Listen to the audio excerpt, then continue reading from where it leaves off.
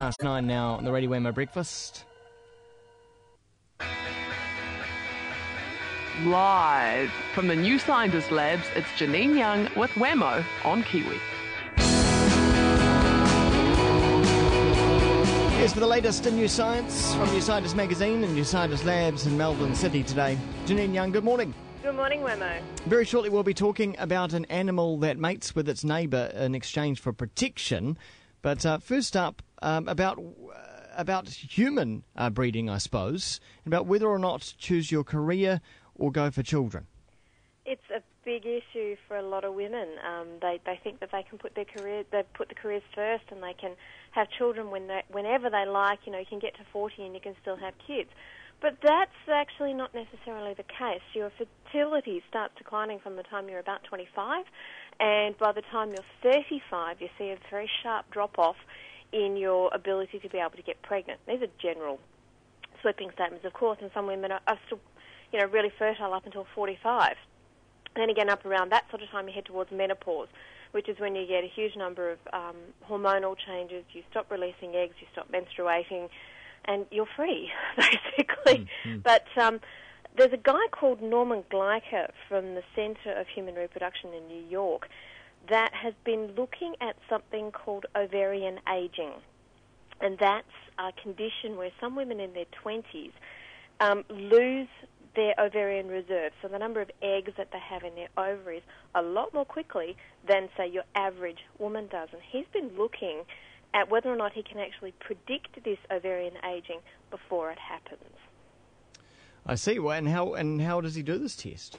Well, it's based at the moment on a gene that causes something called Fragile X syndrome.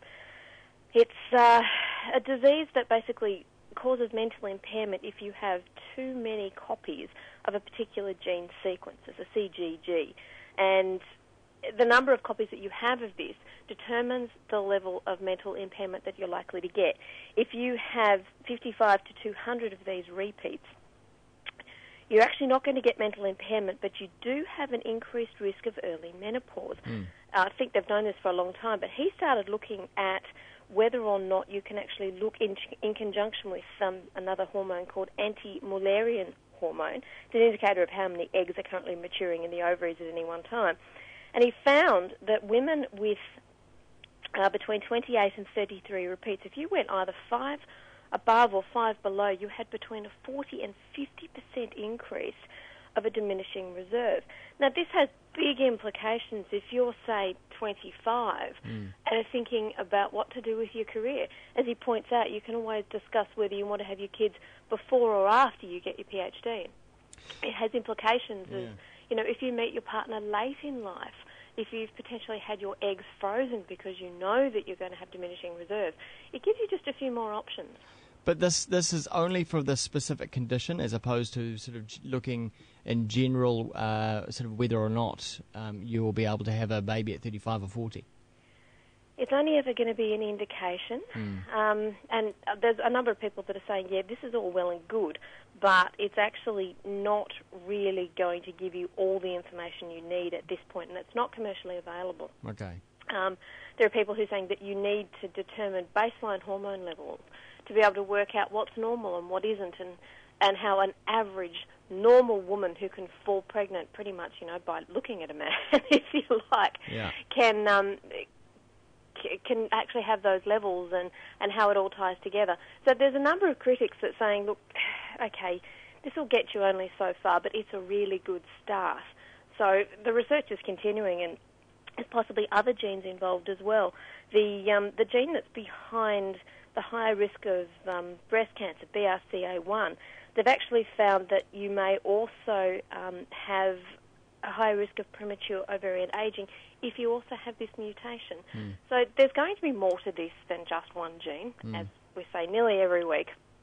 It's not simple, but it is at least an indication as to what you may have ahead of you. And frankly, having any information, when I was 20, 25, I would have loved to have known what my options were, because having kids may not be important when you're 20, but it becomes a lot more important when you're 30. And to know what your options are means that you can actually make those decisions a lot earlier, and therefore you have more of them. You're getting clucky, Janine. Oh, look, I've been clucky since I was 20, but the thing is that I didn't meet my partner until, relatively recently, and so I'm in my mid-30s, and I'm looking at it going, well, what if I can't have kids? And as I said, if I knew when I was 20, then that would have maybe reduced a whole bunch of anxiety that a lot of women go through. Having kids is important. It's the not knowing, eh? Precisely, and it's one of those things that you have to come to terms with. You may not be able to, and there's a whole separate set of issues around that. But to know what your options are earlier at least means that for those who are in a position where they could have children earlier, can, and it means that they just rearrange their life a little bit on a basis of knowledge instead of just guessing, which is what we're all doing at the moment. Right, Janine. Well, now on to a discovery that if it was to be or was to happen in human society, would be just probably a little bit strange. Tell us about this this wee discovery. Female fiddler crabs.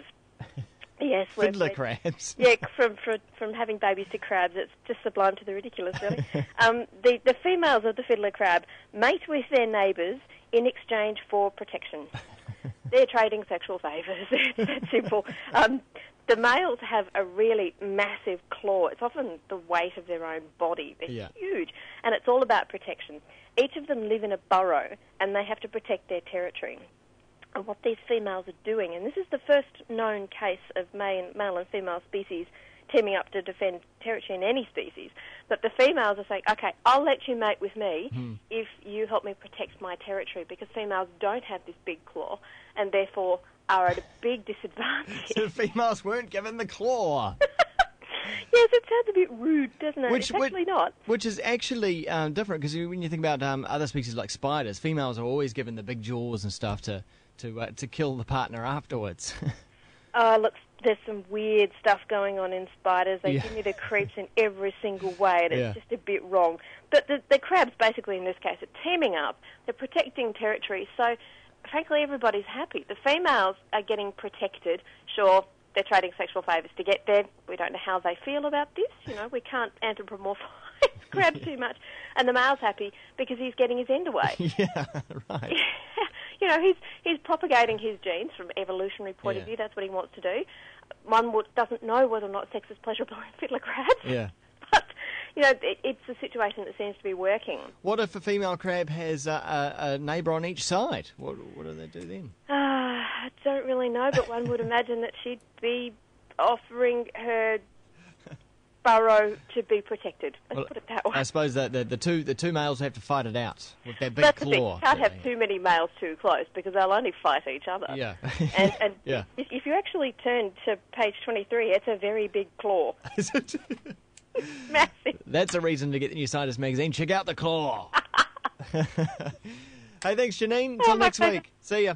Janine Young, New Scientist correspondent. As I say, those stories in the magazine coming out next week. Track now from Bachelorette.